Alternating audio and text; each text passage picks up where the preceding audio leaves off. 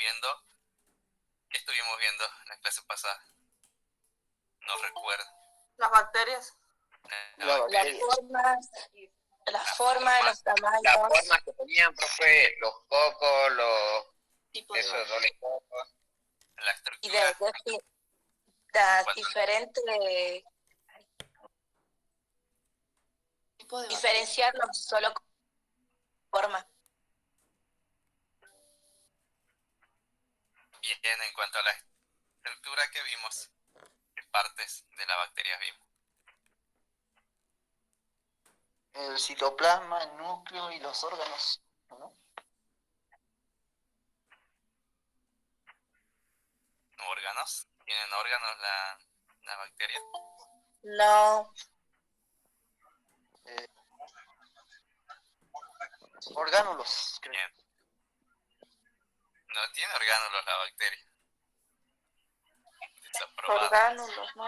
Hacemos el glucocáliz, la pared celular, los Organelas, ¿no? Las organelas. ¿Organelas tiene la bacteria? No sabía yo que tenía organelas. la pared celular, el péptido glucano. Bien, ¿están viendo la presentación? Sí, profe. Sí, profe. Bien, dijeron orgánulos. ¿Dónde observan los orgánulos acá en la célula bacteriana? Que yo no los veo. Eso es de morfofisiología, profe.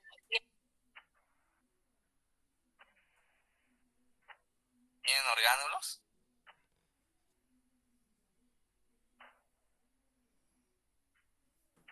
Los que dijeron que tenían orgánulos la bacteria. ¿Dónde están los orgánulos? No tiene. ¿No tiene? ¿Quién tiene los orgánulos? ¿La célula procariota? La célula eucariota. Célula eucariota. Es que todavía no andan flojos, ¿no? Con ese tema de la diferencia entre la procariota y eucariota, ¿no? Las bacterias no tienen orgánulos, ¿sí? Bien. Empezamos a hablar entonces de la capa más externa, que es el glicocálix, ¿sí? Esta capa externa, si dijimos que está compuesta principalmente por azúcares, ¿sí? Y por lo tanto va a ser una estructura pegajosa, ¿sí? ¿Y qué le va a permitir a la célula? Le va a permitir adherirse, ¿sí? A otras células, como así también a otros tejidos, ¿sí? También la protege frente a la fagocitosis, ¿sí? Es decir que los glóbulos blancos no van a poder atacar a la bacteria porque posee esa glicocálix, esa capa de azúcar que está protegiendo a la bacteria, ¿sí? Por lo tanto son difíciles de fagocitar, ¿sí? Y otra función es que le va a permitir a lo que es la resistencia a la desecación, ¿sí?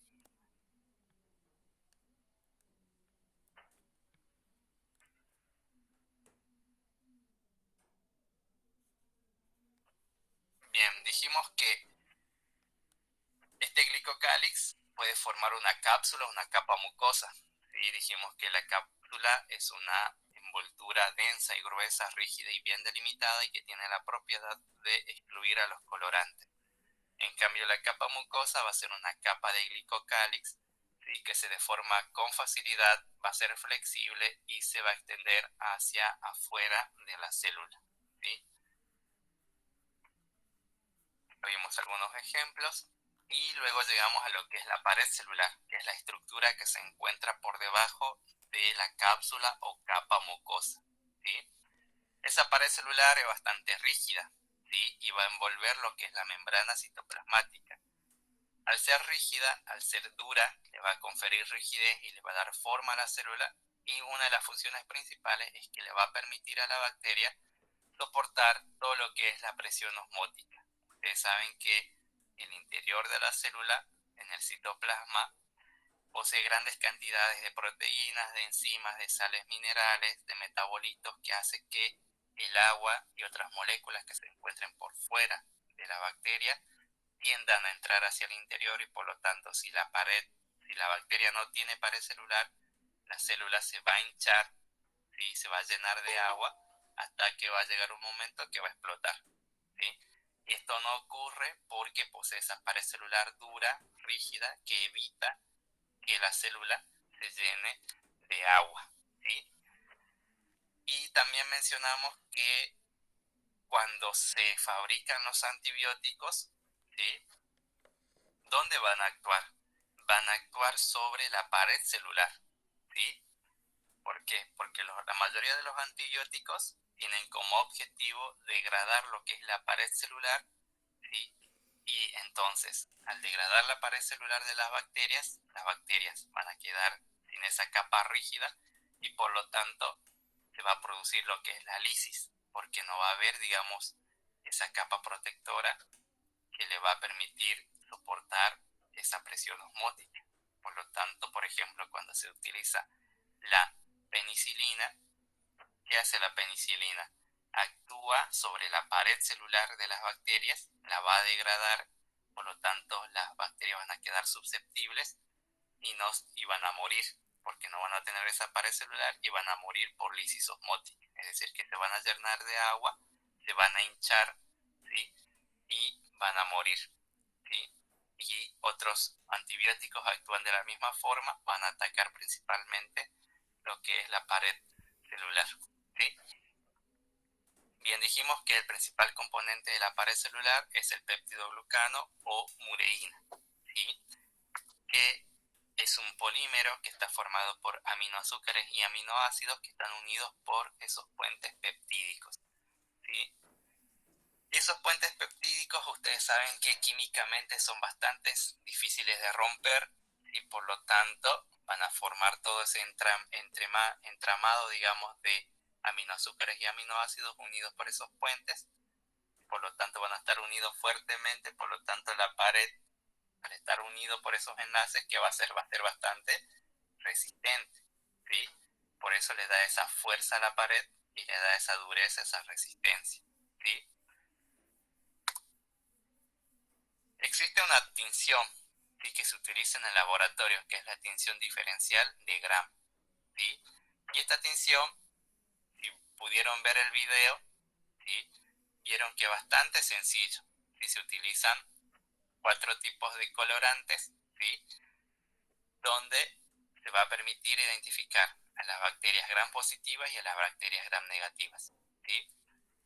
Dijimos que la pared celular gram positiva es bastante gruesa, como pueden observar ustedes, representa el 90% del péptidoglucano y está asociado a ácidos teicoicos y lipoteicoicos, ¿sí? Y por debajo se encuentra la membrana citoplasmática, ¿sí? En cambio, en la gram negativa podemos observar que la capa de pared celular es bastante delgada, ¿sí? Constituye solamente el 10% de péptidoglucano, ¿sí? Y las gram negativas se caracterizaban porque poseían una membrana externa, ¿sí? Encima de la pared celular. Esa membrana externa está formada por lipoproteínas y lipopolisacáridos, ¿sí? Y esos lipopolisacáridos son estos que observan acá en el esquema. Acá tenemos la parte del lípido, que sería esta parte amarilla, estos cuadraditos, y luego tenemos los azúcares, ¿sí? Los polisacáridos, ¿sí? Esta estructura de membrana, ¿sí? Externa le va a conferir un factor de virulencia a las gram negativas, y es que estos lipopolisacáridos van a actuar como endotoxinas, ¿sí? Estas endotoxinas van a ser tóxicas para la mayoría de los animales, ¿sí? Y por ejemplo, esta membrana externa la vamos a encontrar en patógenos del género Salmonella, Shigella y Escherichia, que son bacterias gram negativas, ¿sí? Que poseen esa membrana, que posee esos lipopolisacáridos que actúan como endotoxinas, que van a ser tóxicas para los animales y van a provocar los síntomas de infección y van a desencadenar lo que es la fiebre, ¿sí? ¿Qué hace el cuerpo? El cuerpo de nosotros, cuando nos está infectando una bacteria gram negativa y posee esas endotoxinas en su membrana externa, ¿qué hace el cuerpo? Reconoce esas endotoxinas, ¿sí? Y esas endotoxinas van a activar, ¿sí? Todo lo que es la cascada bioquímica, ¿sí? Que se da en la parte de la regulación del termostato que se encuentra ahí en la parte del cerebro, ¿sí? Si se llega a esa información, ¿qué hace el cuerpo? ¿Sí? Activa ese termostato que regula la temperatura corporal, entonces hace que la temperatura del cuerpo se eleve, por lo tanto aparece la fiebre, y es un mecanismo que utiliza el cuerpo para, ¿sí? Combatir lo que es la infección por estas bacterias que son gram negativas y poseen esas endotoxinas en esa membrana externa, ¿sí? Que solamente la poseen las gram negativas. Recuerden que las gram positivas carece de esa membrana, ¿sí? Externa, como pueden observar acá en el gráfico, ¿sí? Por debajo, Profe, ¿sí? ¿no le sigue llegando solicitud para que acepte? No, no me apareció. Ah, porque mi compañero no podía entrar. Ahí está.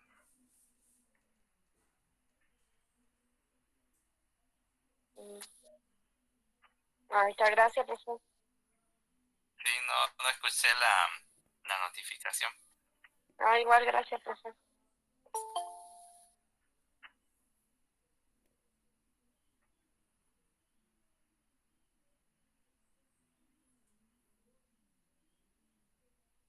Bien, entonces ya hablamos de pared celular. Por debajo de la pared celular que se va a encontrar la membrana citoplasmática o membrana plasmática, ¿sí? Esa membrana va a separar lo que es el interior de la célula del citoplasma, ¿sí? Lo va a separar del medio o del entorno, ¿sí? Y actúa principalmente como una barrera selectiva. Esa es la principal función de la membrana citoplasmática. Vemos que químicamente está compuesta por una capa de lípidos, una doble capa de lípidos y de proteínas, ¿sí? ¿Cuáles son las funciones? Va a mantener constante lo que es el medio interno, es decir, que lo va a mantener en equilibrio todo lo que es el citoplasma, todo lo que es la estructura interna de la célula, y tiene la función de lo que es una membrana con permeabilidad selectiva, ¿sí? ¿Eso qué significa? Que va a permitir la entrada y salida de ciertas sustancias desde el interior al exterior de la célula o bien desde el exterior hacia el interior, ¿sí? Va a seleccionar qué ingresa por la membrana, ¿sí? Ustedes saben que en las células eucariotas dijimos que poseen orgánulos membranosos, ¿sí? Y en esos orgánulos membranosos se llevan a cabo las diferentes funciones en la célula eucariota. En cambio, en las bacterias, las funciones se llevan a cabo en el citoplasma y otras funciones se llevan a cabo acá, en la membrana plasmática. ¿Sí? Por ejemplo, la respiración, ¿sí? En la célula eucariota, la respiración se da en las mitocondrias, ¿sí? En ese orgánulo que poseen las eucariotas. En cambio, en las bacterias la respiración se va a dar principalmente en las membranas citoplasmáticas. ¿Sí? Acá se lleva a cabo el proceso de respiración en las bacterias, en lo que es la membrana citoplasmática, ¿sí? Además, los mesosomas, ¿sí? Son plegamientos de membrana, ¿sí? Acá si volvemos al gráfico,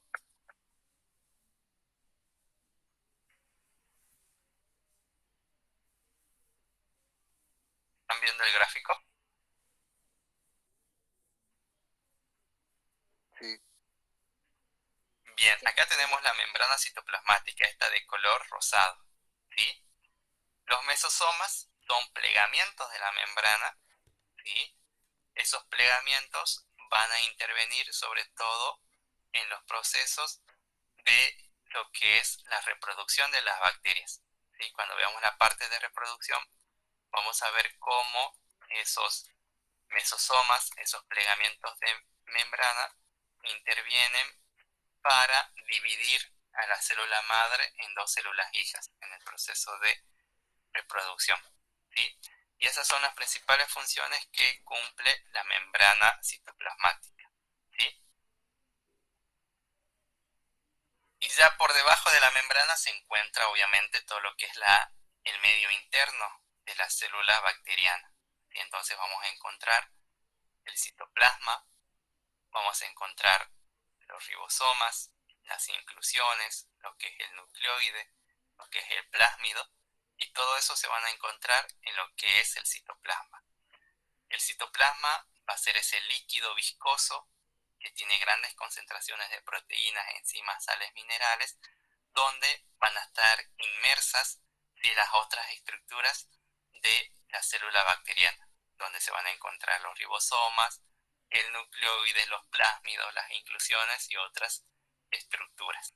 Y todo eso se va a encontrar en ese medio líquido que es el citoplasma. ¿Sí? Los ribosomas.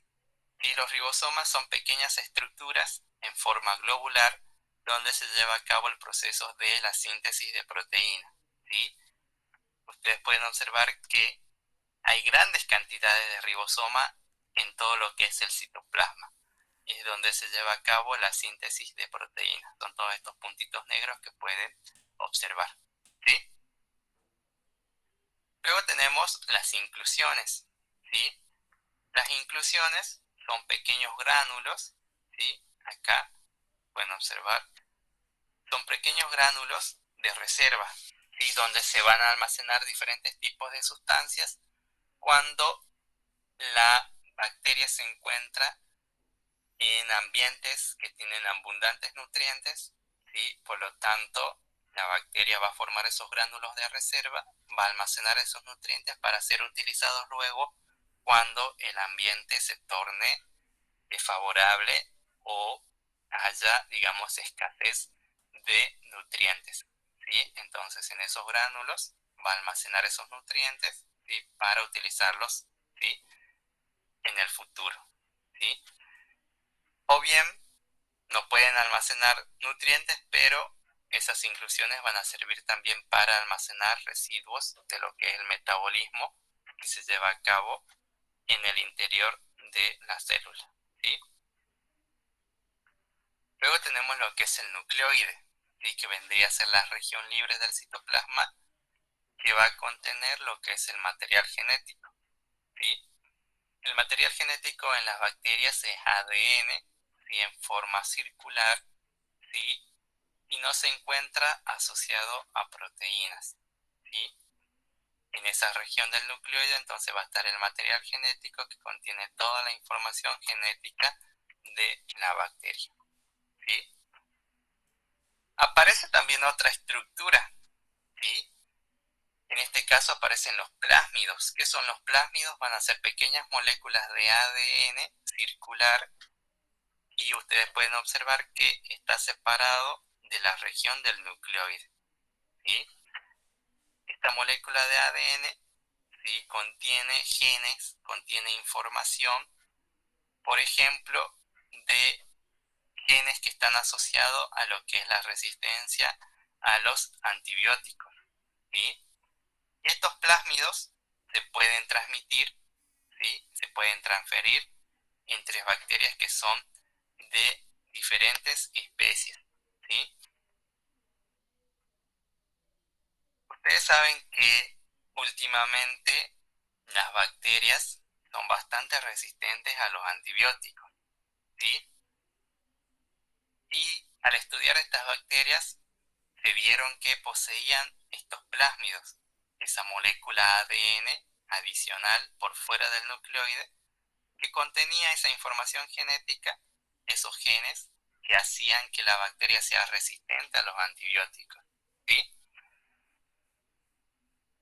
Esa información se puede pasar a otra bacteria, por ejemplo, que no tenga resistencias a los antibióticos. Y esa bacteria puede ser totalmente diferente a esa bacteria que posee esa característica. Entonces, esta bacteria que posee ese plásmido que le da resistencia a los antibióticos puede transferir esa información a otra bacteria que carece de esos plásmidos. Y esta bacteria, al poseer esa información ya que fue transferida de esta bacteria, ¿qué pasa? Esta bacteria se va a convertir en resistente a los antibióticos.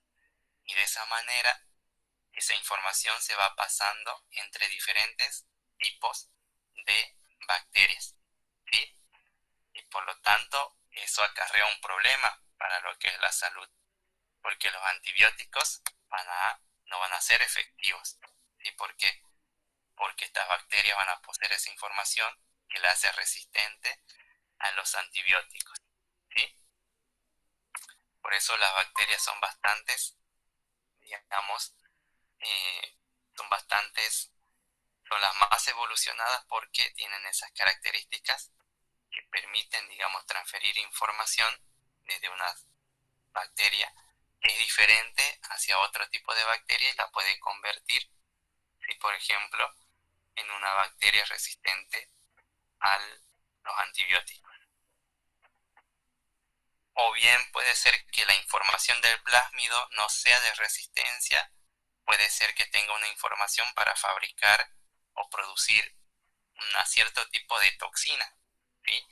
Por lo tanto, la bacteria que carece de esa información no produce toxina, puede producir toxinas cuando otra bacteria que sí produzca toxina y esa información se encuentra en el plásmido, la pueda transmitir a esa bacteria, entonces la convierte y entonces esa bacteria ya puede, digamos, sintetizar, empezar a producir esas toxinas, ¿sí?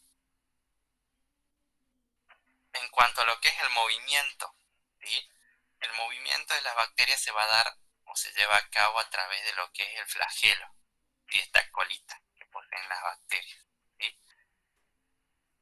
Ese flagelo está formado por una proteína que es la flagelina, ¿sí? Y pueden observar que el flagelo, ¿de dónde nace?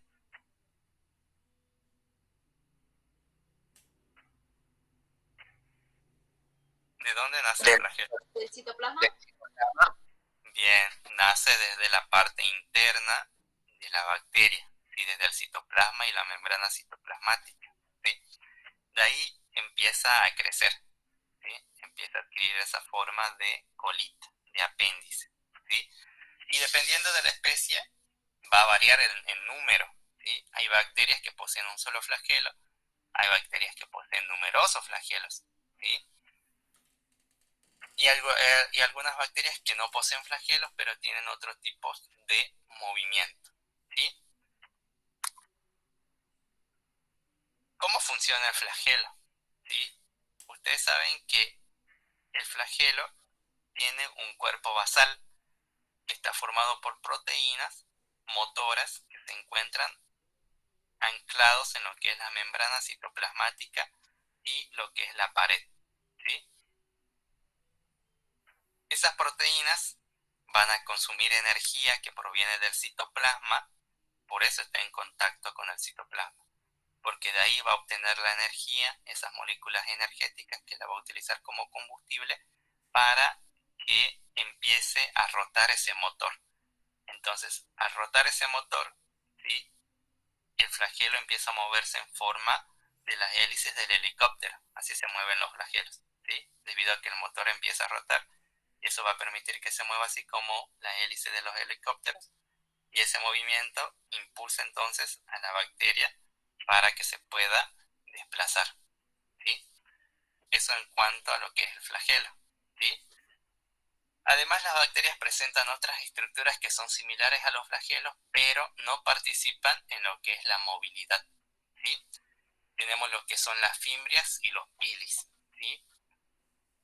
Los pilis, ¿sí? Los pilis o pelos pueden observar que son más largos que las fimbrias, que son más cortitas, ¿sí? Estos pelos son largos y existen pocos en la superficie de la bacteria, ¿sí?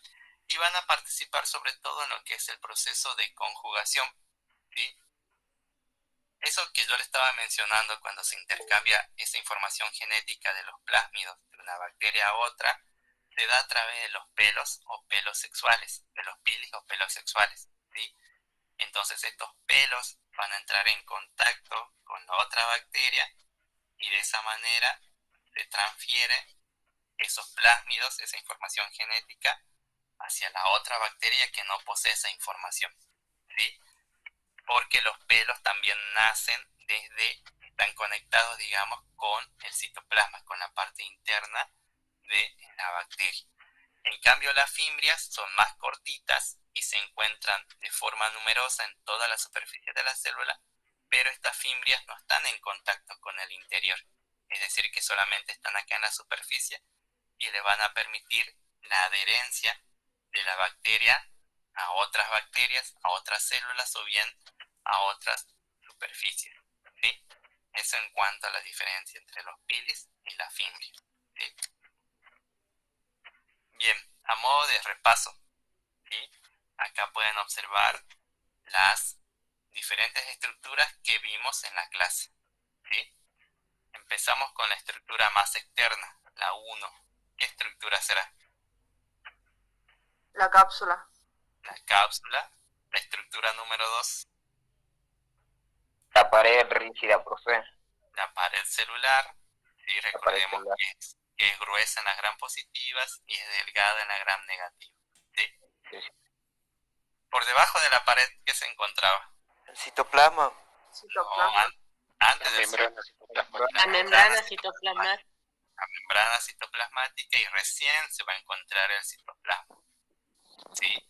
Y en el citoplasma, ¿qué se encuentra? Por ejemplo, estas estructuras que indica el número 5, ¿qué será? Ribosomas. Ribosomas. Se lleva a cabo la síntesis de proteínas, ¿sí? La 4, Nucleo. el nucleoide, ¿sí? Nucleoide. No me sale. Que contiene el ADN en forma circular. Circular. Y está en esa región libre del citoplasma que se denomina nucleoide, ¿sí? Luego tenemos ¿qué? Flagelo. No, Los pelos. ¿qué le dije? Los pelos, ¿sí? Que dijimos que está en Pilis. contacto con el interior, que estos pelos le van a permitir Filis, algo así. conectarse, los pilis o pelos, que le va a permitir conectarse a la otra bacteria, por lo tanto van a transmitirse así la información genética, ¿sí?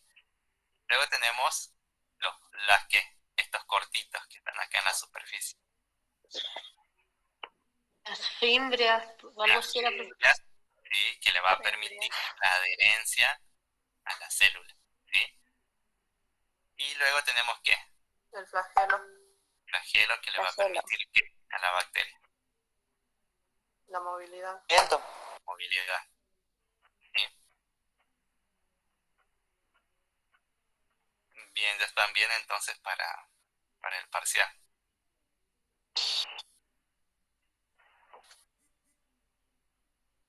¿Me avisan si ven la presentación?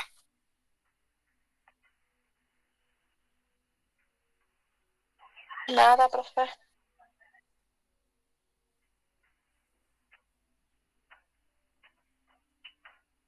Bien, con eso terminamos la segunda parte, ¿sí? Ya vimos entonces lo que es la estructura, ¿sí? Tanto la parte externa como la parte interna de las bacterias. ¿Están viendo Sí, profe. Bien, ahora ya terminamos con la unidad de bacteria y vamos a ver la última parte, ¿sí? Y en esta parte vamos a ver la función de reproducción, ¿sí? Y la formación de endosporas en algunas bacterias, ¿sí? La reproducción en las bacterias es un proceso bastante simple y bastante sencillo, ¿sí? Y se reproducen de forma asexual a través de lo que es la fisión binaria, ¿sí? Fisión binaria significa una división, es decir, que la célula madre, ¿sí? Se va a dividir en dos y va a dar como resultado dos células que son idénticas genéticamente a la célula madre, ¿sí? Ese es el proceso asexual, ¿sí? No interviene otra bacteria como en los procesos de reproducción sexual. Ustedes saben que en la reproducción sexual se da a través de gametas, ¿sí? En el caso del ser humano, la reproducción es sexual, se da a través de las gametas, a través del espermatozoide y el óvulo, ¿sí? Que se unen para formar recién al nuevo individuo. En cambio, acá en las bacterias es asexual, una sola célula, ¿sí? La célula madre se divide en dos y de esa forma forma las dos células hijas que son idénticas a la célula madre. Pero para eso, la célula madre, antes de dividirse, necesita duplicar su tamaño, necesita duplicar todo lo que es la cantidad del citoplasma, la cantidad de ribosomas, todas las estructuras, ¿sí? Y sobre todo que se duplique el material genético. Entonces, al duplicarse el material genético, las dos células hijas que van a resultar de la división van a ser obviamente idénticas a la célula madre, ¿sí? Y es un proceso que se da dependiendo, digamos, la rapidez, digamos, que se da ese proceso de duración va a depender del medio, ¿sí? Sobre todo si el medio es rico en nutrientes, por lo tanto, la reproducción va a ser bastante rápida, ¿sí? Va a haber un crecimiento rápido de estas bacterias, ¿sí? Acá podemos ver un esquema de este proceso de fisión binaria, ¿sí? Dijimos que la célula antes de dividirse necesita duplicar todo su contenido, principalmente duplicar el material genético, el ADN, ¿sí? Y acá vemos que los mesosomas, que son los plegamientos de la membrana citoplasmática, empiezan a ¿qué? Empiezan a separar a ese material genético que fue duplicado, ¿sí? Empiezan a separarlo, ¿sí? Luego, estos mesosomas, estos plegamientos de membrana citoplasmática, van a seguir creciendo hacia el interior hasta que se van a unir y van a formar un septo. Entonces, ese septo va a dividir a la célula hija de la otra célula hija, ¿sí? Y por último, ¿sí? Se logra, digamos, la separación, la división, y se obtiene como resultado dos células hijas que son idénticas a la célula madre, ¿sí? Así que bastante simple y sencillo el proceso de la reproducción en las bacterias y es bastante rápido.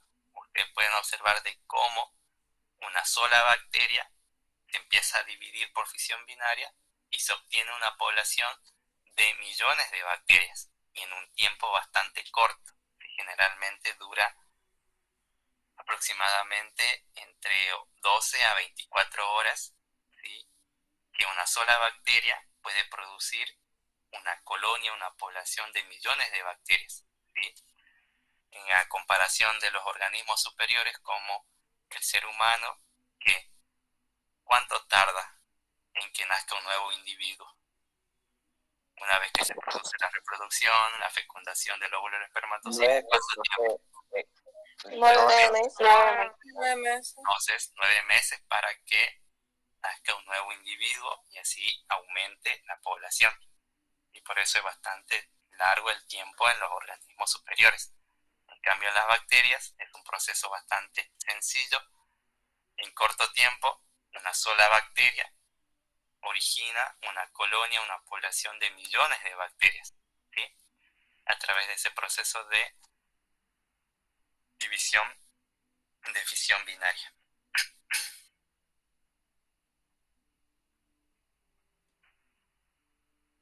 Bien. Estábamos hablando de que algunas bacterias intercambian cierto tipo de información genética, ya sea entre la misma especie o bien sean bacterias de diferentes especies. Estos procesos se conocen con el nombre de procesos de recombinación genética. Ese proceso va a originar nuevos genomas, ¿sí? Y esos nuevos genomas pueden conferir nuevas características a estas bacterias y por lo tanto se pueden adaptar a diferentes ambientes, ¿sí?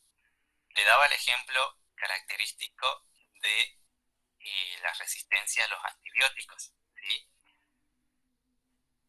Por ejemplo, en el proceso de conjugación va a haber una transferencia de material genético de ADN entre lo que es una célula dadora y una célula receptora, ¿sí? A través de los pelos que le había mencionado, los pilis o los pelos, ¿sí? Acá podemos observar que en la célula dadora, por ejemplo, posee un plásmido, ¿sí? Este material genético adicional que, por ejemplo, puede tener una información de resistencia a los antibióticos o le puede conferir que esa bacteria produzca ciertas toxinas, y de esa manera puede pasar esa información a la otra célula receptora que carece de esa información adicional, como pueden ver. Entonces, se ponen en contacto a través de los pilis, de los pelos sexuales, y dijimos que los pelos sexuales se encuentran en contacto con el interior de la bacteria, con el citoplasma, ¿sí? Entonces, esos pilis van a actuar como canales, ¿sí? Y entonces de esa manera ese plásmido, esa información genética, se va a pasar de la célula dadora a la célula receptora. Y como resultado, la célula receptora va a poseer la misma información genética, en este caso el plásmido, ¿sí?, que procedió de la célula dadora, ¿sí? Entonces, si dijimos que este plásmido contenía información de resistencia a los antibióticos, a través de ese proceso, esta bacteria que no poseía esa característica, ahora posee esa característica de la resistencia a los antibióticos, por ejemplo, ¿sí?, a modo de ejemplo. ¿Sí? Se pueden pasar diferentes tipos de informaciones, ¿sí?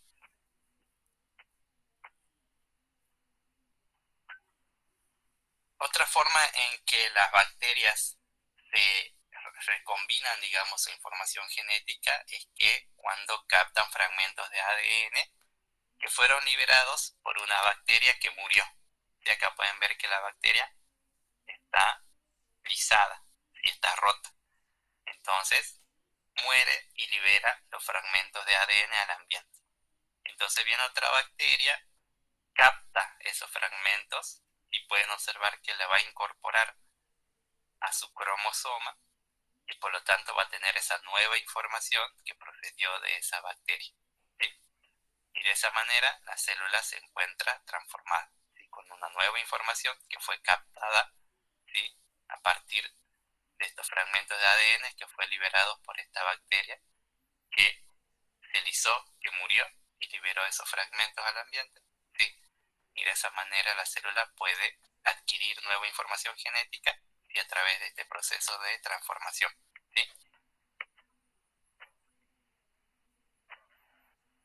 En el proceso de transducción, acá en este caso, se lleva a cabo a través de los virus. Y acá vemos a estos famosos virus, los bacteriófagos. Estos virus vamos a verlos en detalle en la parte de virología, cuando hablemos de virus que afectan a las bacterias, ¿sí? Vamos a ver que tienen esta forma muy característica, ¿sí?, una forma bastante compleja, ¿sí? Ellos inyectan su información genética a la célula para infectarla, para que la célula haga copias del virus, ¿sí? Entonces inyecta su información genética, esta se va a unir a la información genética de la bacteria va a generar copias para el virus, ¿sí? Y los nuevos virus que van a nacer, ¿sí?, van a tener información genética del virus y de la bacteria. Entonces van a ser liberados, van a ir a otra bacteria con esa información, ¿sí?, combinada, van a llegar a otra bacteria y va a producir el mismo proceso y de esa manera se van pasando diferentes tipos de informaciones entre diferentes bacterias, a través de lo que es el proceso de infección, a través de estos bacteriófagos, ¿sí? Eso en cuanto a los procesos de reproducción y recombinación genética en las bacterias, ¿sí? Ahora, para ir terminando, vamos a hablar de las endosporas, ¿sí? ¿Ustedes recuerdan qué científico estaba estudiando esas bacterias que eran resistentes al calor? ¿Quién era ese científico? ¿Pasteur? Antes que Pasteur. Koch. Un poquito más antes. Acá le dejo la imagen a ver si lo recuerda.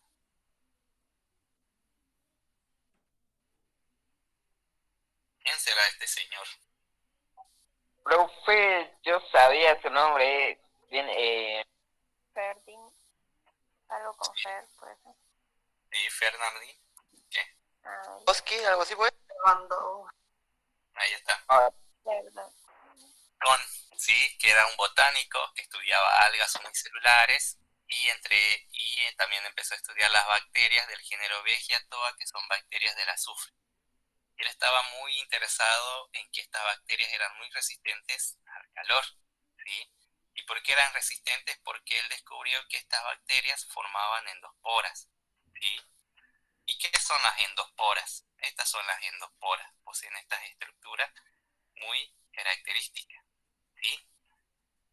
Son estructuras de resistencia que le permiten lo que es la supervivencia a algunas bacterias. No todas las bacterias forman endosporas. Sí, principalmente las gram positivas van a formar endosporas. Sí, las gram negativas no forman endosporas. ¿Sí? Estas estructuras entonces le van a permitir lo que es la supervivencia de la bacteria. ¿Por qué? Porque las bacterias van a detectar cambios y se adaptan rápidamente a los ambientes cambiantes. ¿Sí? Por ejemplo, cuando el ambiente se torna adverso, por ejemplo, hay falta de nutrientes, ¿qué hace la bacteria para protegerse? Va a generar esta estrategia, va a empezar a formar esa estructura dura, que es la endospora, que le va a permitir lo que es la supervivencia. ¿Sí? Dentro de esa estructura que es bastante dura, bastante resistente, va a estar la bacteria. ¿Sí? Va a estar adentro de la bacteria, va a estar como inactiva, está dormida. ¿Sí?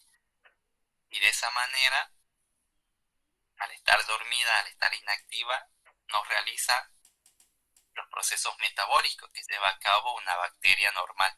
¿Sí? Está dormida y la célula dentro, rodeada de esa estructura bastante dura, ¿sí?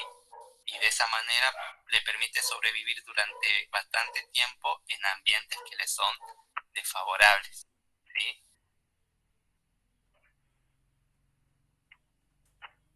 Entonces, esos ambientes pueden hacer que la endospora sea resistente, por ejemplo, al calor, a la desecación, a las radiaciones, a los ácidos, a los desinfectantes químicos. Cuando se utilizan antimicrobianos también pueden ser bastante resistentes a los antimicrobianos debido a que es una estructura bastante compleja y bastante dura, ¿sí? Y además, como dijimos, le va a permitir lo que es la perdurabilidad, es decir, que la bacteria que está en el interior de esa endospora va a estar en reposo, va a estar como dormida en estado de latencia durante tiempos prolongados en el ambiente hasta que el ambiente se torne favorable, ¿sí? Y de esa manera la célula que estaba dormida, latente, empieza a activarse, ¿sí? Degrada esa estructura rígida, la célula que estaba dormida germina, ¿sí? Sale al exterior y empieza a realizar todas las funciones normales que llevan a cabo las células. ¿Sí? Se empieza a realizar el metabolismo, el crecimiento, se empiezan a reproducir, ¿sí? Realizan todos los procesos normales.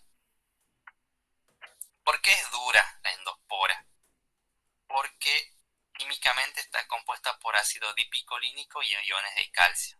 Nosotros en el cuerpo, ¿dónde encontramos grandes cantidades de calcio? En los huesos. En los huesos. Y los huesos son bastante duros. Y entonces las endosporas, al poseer iones de calcio y el ácido dipicolínico, forman este compuesto químico que es el dipicolinato cálcico.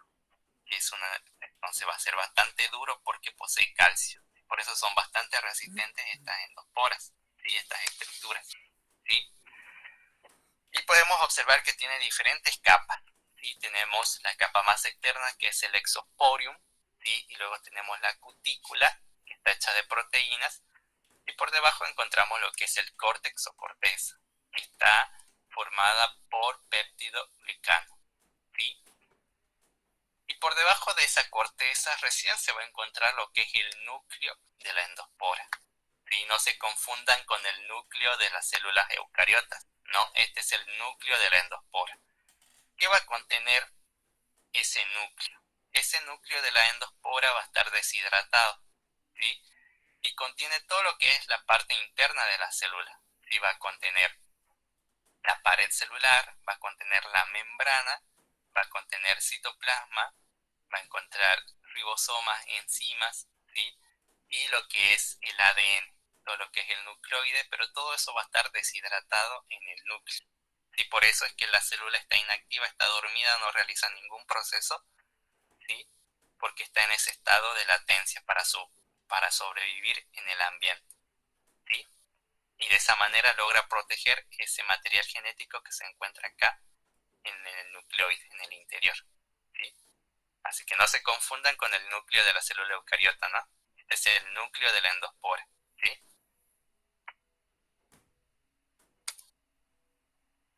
Bien, acá pueden ver el esquema del proceso de esporulación cuando se empieza a formar lo que son las endosporas, ¿sí? Endospora significa adentro, dentro de la célula. Por lo tanto, ustedes pueden observar que en ese proceso de formación, la bacteria empieza a separar parte de membrana citoplasmática, parte de la pared, parte del citoplasma y la empieza a separar del resto, ¿sí? Pueden observar acá en color verde, ¿sí? La empieza a separar, empieza a sintetizar ciertas enzimas y ciertos compuestos que van a formar esas capas. Todo lo que es el córtex, la cutícula, el exosporium, que van a constituir todas esas capas complejas de la endospora.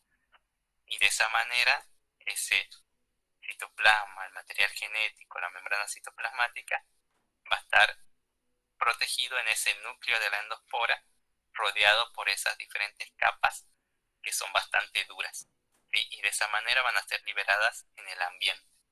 Y de esa manera van a sobrevivir durante mucho tiempo hasta que el ambiente se torne favorable nuevamente, ¿sí? Por ejemplo, cuando el ambiente se torna rico en nutrientes, ¿qué va a pasar? La bacteria que estaba dormida adentro se va a despertar, va a empezar a realizar procesos para degradar esa capa dura de la endospora, se abre, nace, la bacteria que estaba dormida se despierta, nace, y ya en ese ambiente que le es favorable empieza a realizar todas las funciones normales, todo lo que es el metabolismo, empieza a crecer, se empieza a reproducir, ¿sí?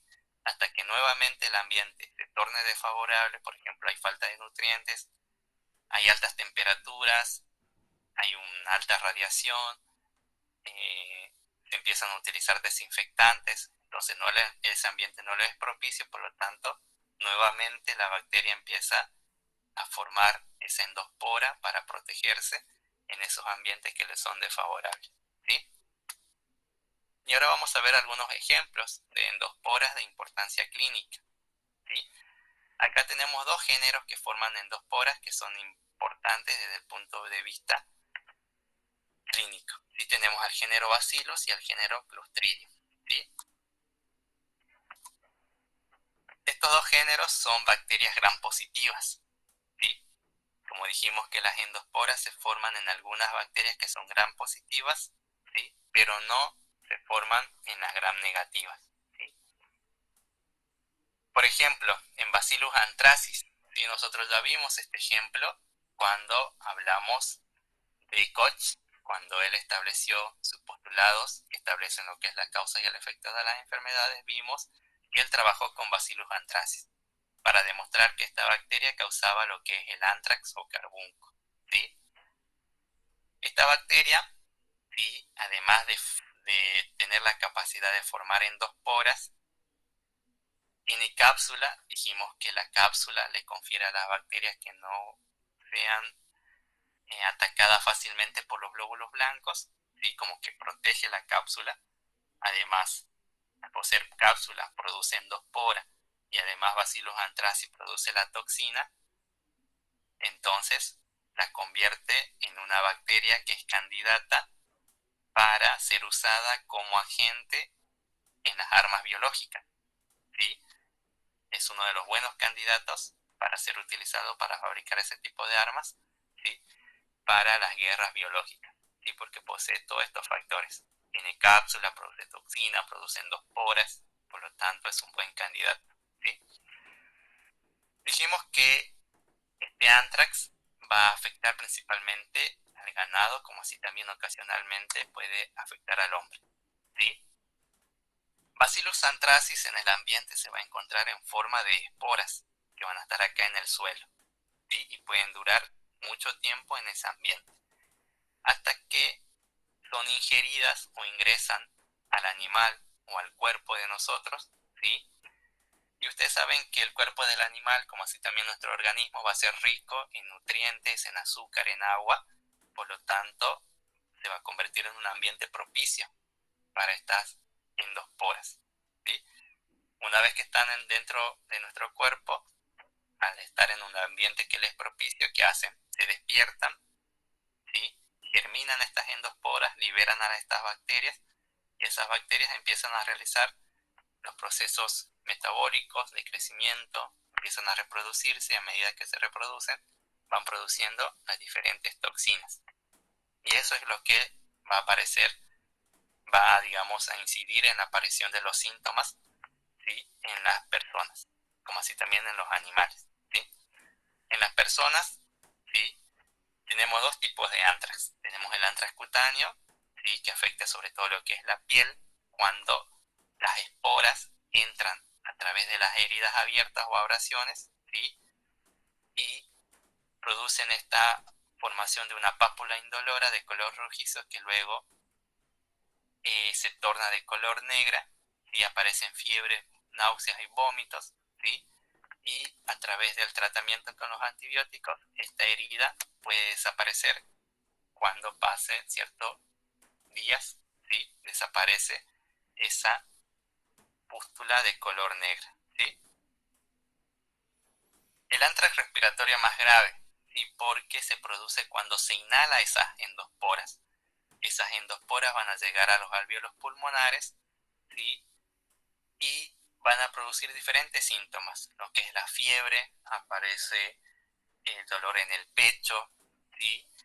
Pueden provocar lo que es la mediastinitis hemorrágica, ¿sí? Que es la inflamación de lo que es la cavidad del mediastino, donde se encuentra, es la cavidad del medio entre lo que es el pulmón y el corazón, ahí se encuentra el mediastino, que la va a inflamar y va a producir una hemorragia en esa cavidad, ¿sí? Además también puede producir edema pulmonar, como así también lo que es el derrame pleural sanguinolento, ¿sí? Ustedes saben que la pleura es toda la membrana que rodea los pulmones, ¿sí? Ahí también se puede producir, digamos, lo que es el derrame pleural sanguinolento, ¿sí? Y en los casos más graves, estas esporas pueden llegar a la parte del cerebro, ¿sí? Pueden germinar y pueden producir lo que es la meningoencefalitis hemorrágica, ¿sí? Es decir, va a haber una meningitis, ¿sí? Pero con pérdida de sangre. ¿Cómo se diagnostica? A través de los estudios de PCR, como así también de las radiografías pulmonares, donde se observa el ensanchamiento de lo que es el mediastino, ¿sí? En cuanto al tratamiento, ¿sí? Se utilizan antibióticos como la ciprofloxacina y el levofloxacino, que son antibióticos bastante fuertes, ¿sí? Son uno de los más potentes que existen, ¿sí? Para combatir lo que es el antrax. Y sobre todo, de modo de prevención, tenemos la vacuna contra el antrax, que fue elaborada por quién. ¿Quién elaboró la vacuna contra el antrax?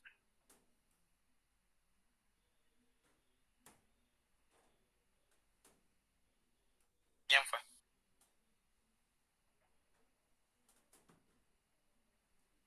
Ni idea.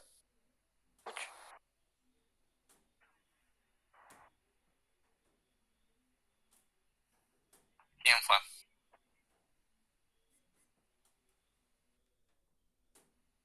¿Qué científico?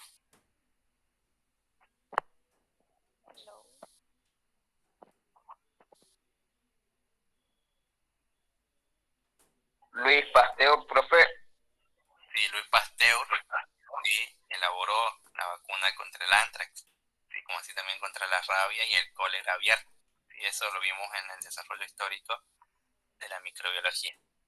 Sí, esa es la vacuna contra el antrax, es un modo de prevención para evitar ese tipo de infecciones, ¿sí? Y por el otro lado tenemos otro género muy importante, que es el género Clostridium, ¿sí? Que son gram positivos también, y producen toxinas. Acá tenemos a Clostridium botulinum, a Clostridium tetani, a Clostridium difficile, a Clostridium perfringens, que son diferentes Clostridium que forman endosporas y que tienen mucha importancia desde el punto de vista clínico, ¿sí? Porque producen toxinas que son bastante tóxicas para el organismo y además forman endosporas, ¿sí? Que la hacen bastante resistentes al ambiente. Vamos a hablar principalmente de Clostridium botulinum, ¿sí? Para que, ya como estamos sobre la hora, ¿sí? Vamos a hablar solamente de este ejemplo, ¿sí? De todos modos, tienen los otros ejemplos en la diapositiva, ¿sí? Clostridium botulinum, ¿sí? Dijimos que son bacterias que forman endosporas que son bastante resistentes a las temperaturas y están ampliamente difundidas en el medio ambiente. Se lo van a encontrar en el suelo como así también en las aguas, ¿sí? Y estas esporas pueden llegar a los alimentos, ¿sí? Mal conservados o mal enlatados, ¿sí? Y ustedes saben que esta bacteria crece en ambientes que son en ausencia de oxígeno, ¿sí? Entonces sabemos que los alimentos mal conservados o mal enlatados tienen baja concentración de oxígeno, por lo tanto esas esporas empiezan a germinar y la bacteria que estaba dormida ahí adentro se empieza a activar, nace, se empieza a activar y empieza a crecer, empieza a reproducirse y empieza entonces a liberar, a producir toxinas, ¿sí? Y esa toxina es la toxina botulínica, ¿sí? Y ustedes saben que la toxina botulínica es una de las sustancias más mortales que existe acá en el planeta, ¿sí? Pequeñísimas cantidades, ¿sí? Apenas solamente gramos de estas cantidades de toxinas pueden provocar una intoxicación grave en las personas, ¿sí? Por eso ustedes habrán escuchado hablar en las noticias de las famosas intoxicaciones por los alimentos que vienen en las latas, ¿sí? Por eso, ¿qué pasa cuando uno va a comprar un alimento enlatado? ¿Qué tiene que fijar? La fecha de Golpeada, vencimiento. La Fecha de vencimiento, que no esté hinchada, que no esté golpeada, ¿sí? Y en los alimentos mal conservados que se realizan en la casa, nosotros hacemos conservas y, por ejemplo, esos alimentos pueden estar mal lavados, pueden estar en contacto, pueden haber estado en contacto con el suelo, donde están esas esporas que puedan haber Profe, contaminado ¿tampoco el que estén alimento. oxidados? No, claro, en las latas sí. Estamos hablando de los alimentos ahora que nosotros utilizamos para hacer conservas. Sí, a veces esos alimentos pueden estar en contacto con el suelo o el agua que esté contaminado con esas endosporas. No realizamos de manera adecuada el lavado de esos alimentos para conservarlos y por lo tanto con el tiempo esas esporas, esa conserva, va a haber una baja concentración de oxígeno en las conservas y se va a convertir en un ambiente propicio para que esas esporas que contaminaron el alimento empiecen a germinar y las bacterias empiezan a activarse, ¿sí? Y empiezan a crecer y empiezan a producir la toxina botulínica. Entonces cuando uno va y consume esos tipos de alimentos, obviamente que va a ingresar la bacteria al cuerpo, ¿sí? Y en el cuerpo empieza a Profe, generar... ¿cómo sería en el caso de que la lata esté cerrada y pasa el tiempo de caducidad? ¿Qué sucedería ahí? Y ya de por sí no tenés que consumir por el alimento.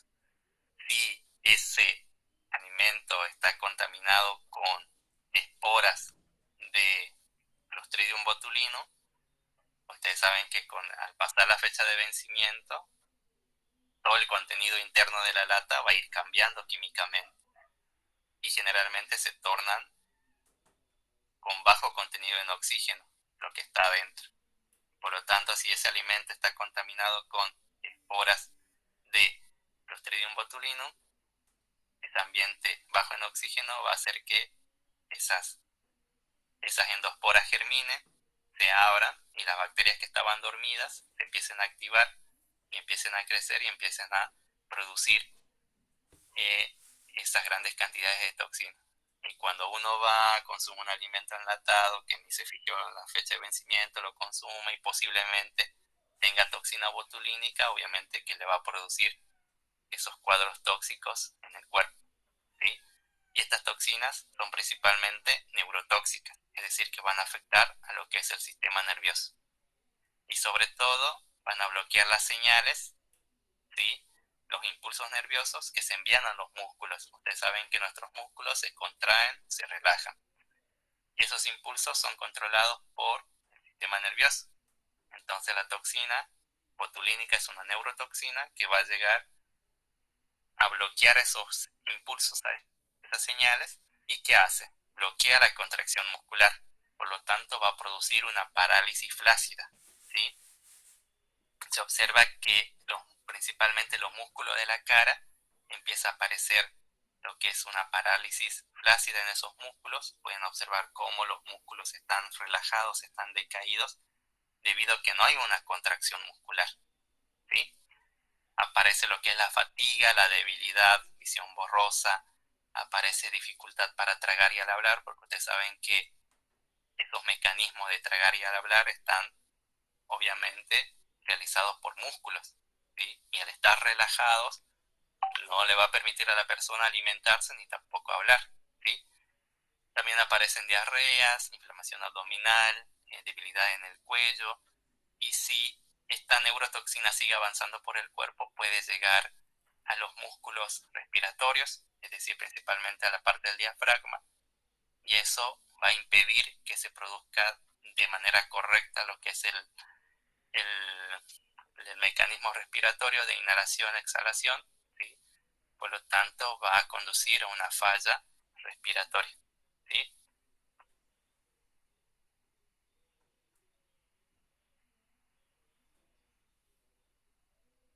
Y también se da casos de botulismo en menores de 6 meses, en lactantes. Eso se da cuando generalmente ustedes saben que durante esos 6 meses el niño, el bebé tiene que consumir solamente leche materna, ¿sí?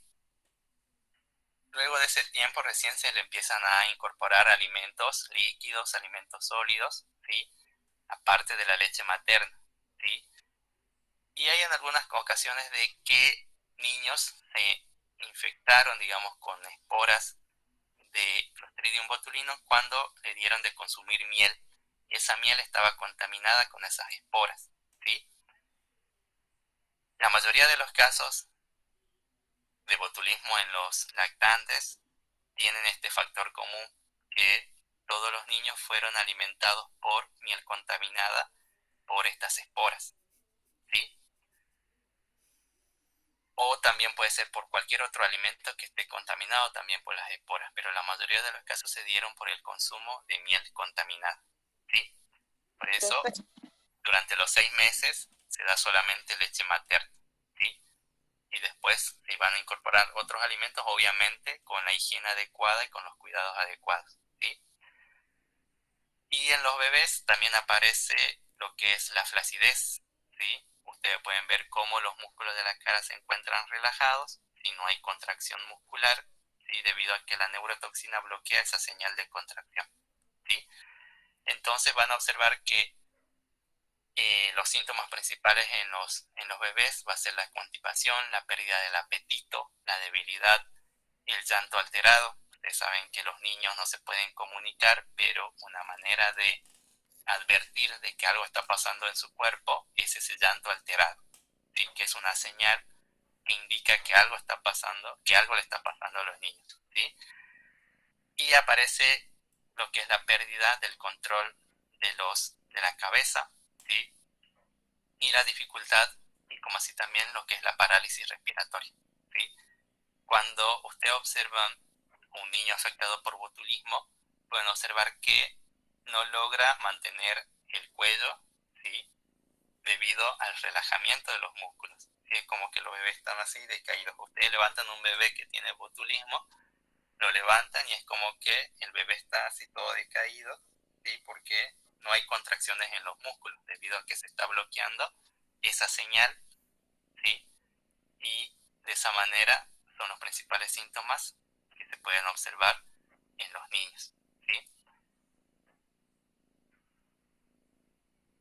Y en cuanto a la toxina botulínica, usted sabe que actualmente la utilizan en un proceso estético, ¿sí? ¿Cuál será ese proceso? El Botox, profe, para las El modelos. Sí, el Botox. Sí, el Botox se utiliza, digamos, de forma estética, digamos, que es toxina botulínica, sobre todo en lo que es la parte de la cara, ¿sí? Que evita, digamos, que se formen las arrugas, ¿sí? Porque al haber un relajamiento de los músculos hace que esas contracciones que hacen que aparezcan las arrugas, ¿sí? Al estar relajado el músculo y al estar tenso, ¿sí? Entonces, de esa manera, estéticamente sirve el Botox, digamos, en pequeñas cantidades, obviamente, que tiene que ser aplicado por los médicos que se dedican a este tipo de tratamientos, porque obviamente si le inyectan una cantidad que no es correcta de Botox, obviamente le va a producir alguna alteración o alguna infección en la parte de la cara, ¿sí? Y acá tienen otro ejemplo, así que bueno, debido al tiempo ya con esto vamos a terminar. Acá tenemos Clostridium tetani, que ya habíamos hablado anteriormente, que también forma endosporas que dijimos que se encuentran en el ambiente, sobre todo en lo que es el suelo.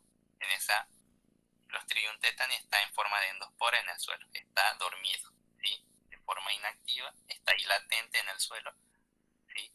Y cuando uno va descalzo, caminando, tiene alguna herida profunda a través de algún objeto punzocortante, a través de un clavo oxidado, a través de, no sé, un vidrio, una navaja o cualquier elemento que produzca una herida profunda y ese elemento esté en contacto con esporas de Clostridium tetani, entonces de esa manera las esporas van a ingresar a nuestro cuerpo. Una vez que ingresan al cuerpo, esas esporas empiezan a germinar, liberan a la bacteria que estaba dormida, la bacteria empieza a activarse en el cuerpo, empieza a crecer, empieza a reproducirse, empieza a liberar la toxina.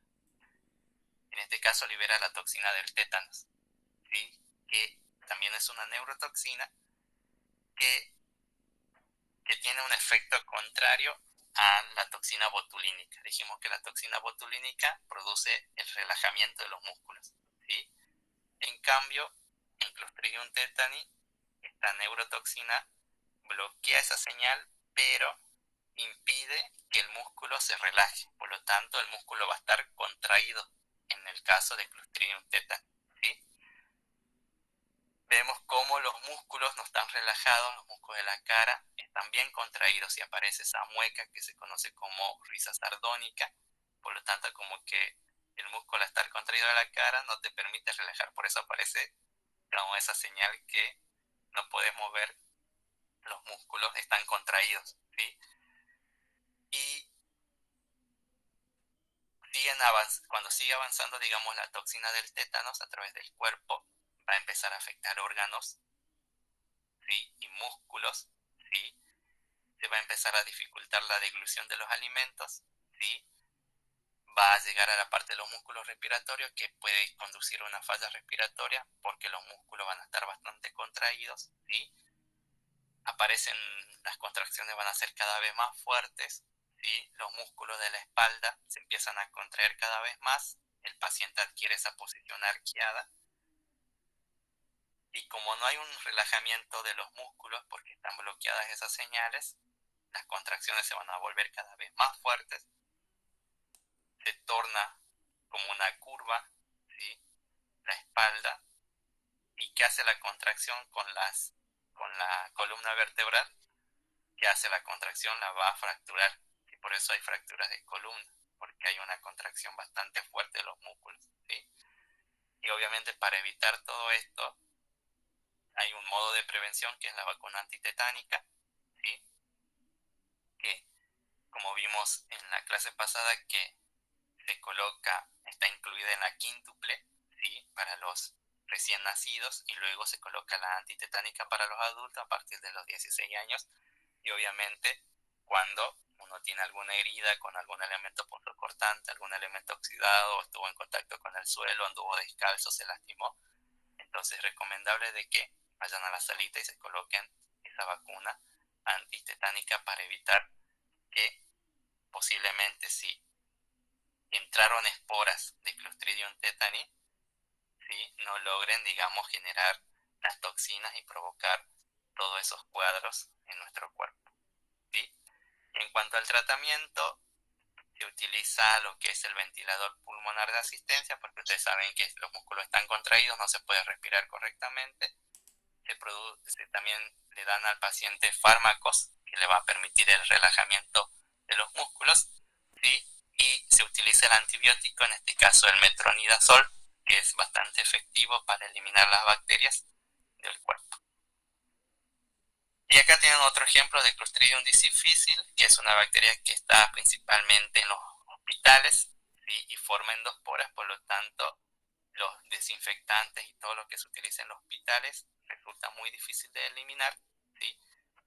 Y por eso constituye una infección que se da dentro de los hospitales, ¿sí? Y producen específicamente lo que es el megacolon tóxico, ¿sí?, o colitis pseudomembranosa, donde pueden observar que como la bacteria está infectando todo lo que es el colon, ¿sí?, y en algunos casos puede producir la sepsis y la muerte, ¿sí? Bien, con eso vamos a terminar. Hay otros ejemplos, ¿no?, de bacterias que forman endosporas, pero estos son los más importantes desde el punto de vista clínico, ¿sí? ¿Alguna pregunta, alguna duda?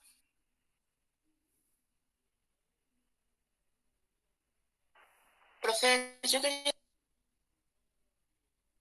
El material que envió en el Classroom, ¿ese libro se va a trabajar durante el año?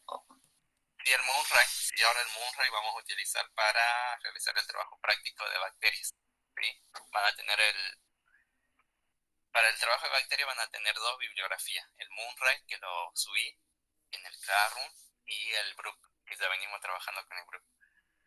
Yo mañana, cuando vaya al instituto, voy a dejar las copias en la fotocopiadora, que está ahí cerca de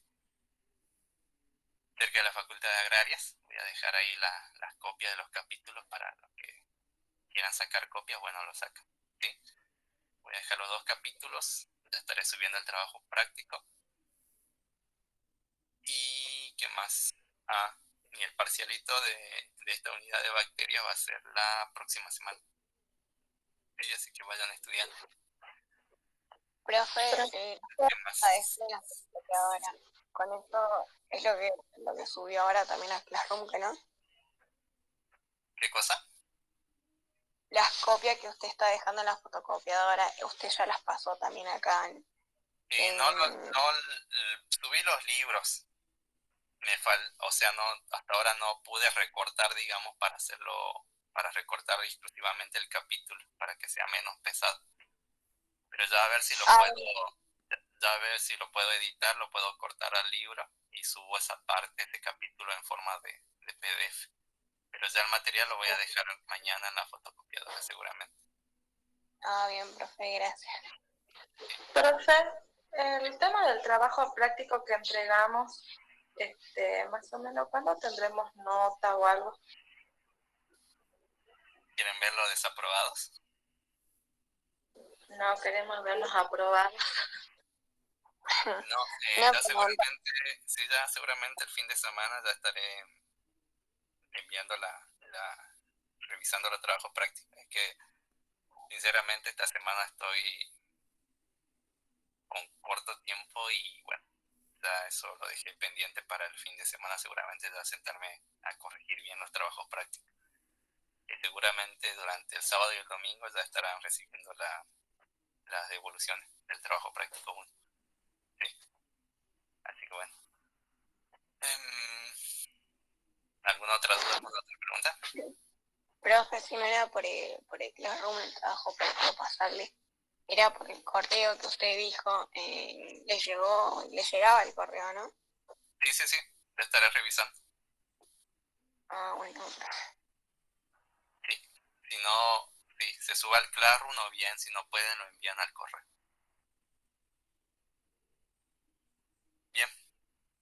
eso sería todo. Están liberados. Bueno, ya la próxima clase empezamos con virus. Y ya vamos a empezar a hablar de la parte de virología. ¿Sí? Profe, ¿el práctico 2 es individual o en grupo? Grupo El que va a individual. mandar ahora. Ya le Individual. dije la pauta. Son grupales o bien individuales. Ustedes tienen que elegir si lo hacen grupal o individual. Gracias.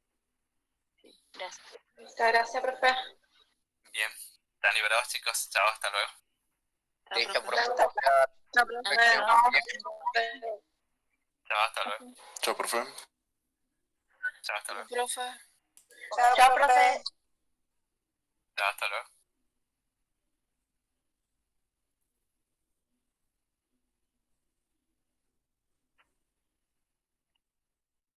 Que puede contener esas endosporas.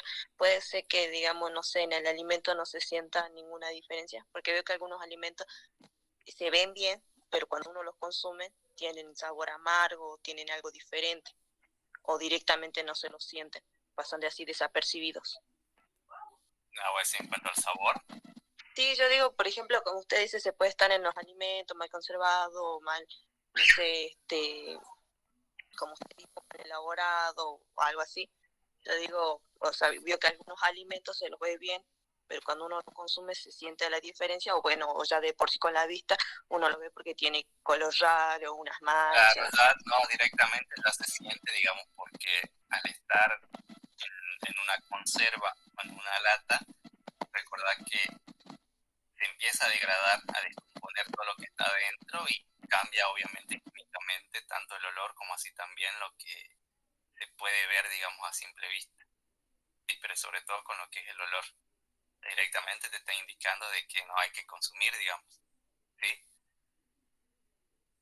Ah, esa era mi duda, es como por ahí uno consume el alimento y no se da cuenta de que tiene esas endosporas, por eso pensé que pasaba así como desapercibido. Y no, uno por ahí una vez toma en cuenta algunas cosas y otros, ¿no?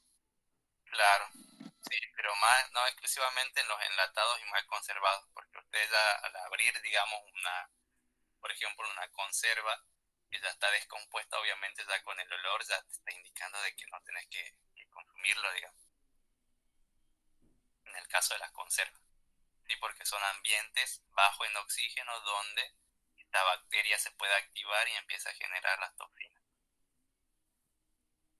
Gracias, profesora, mi duda. De nada. Profe, yo tenía una duda sobre el trabajo práctico. ¿Hay recuperatorio o no? Sí, sí, es recuperatorio. ¿Es recuperatorio? Sí, Sí, porque yo no entendía 2 puntos. Claro, 2 puntos yo no entendía sobre la línea de tiempo y el otro que tendríamos que explicar. Sí, lo tenés que reenviar una vez que haga las correcciones. Sí, tenés que completar esa parte y enviar esa parte. Bueno, profe, gracias. ¿Y el parcialito también tiene nota o no? El parcialito, sí. Ahí seguramente le salió el puntaje a usted. Sí, me salió. Sí. Y si Bueno, le fue mal, tienen que recuperar. No, sí, me fue re bien. Ah, sí, sí. Bueno, esa era mi duda. Gracias. Bueno, de nada. Hasta luego, profe. Chao, hasta luego. Hasta luego, profe.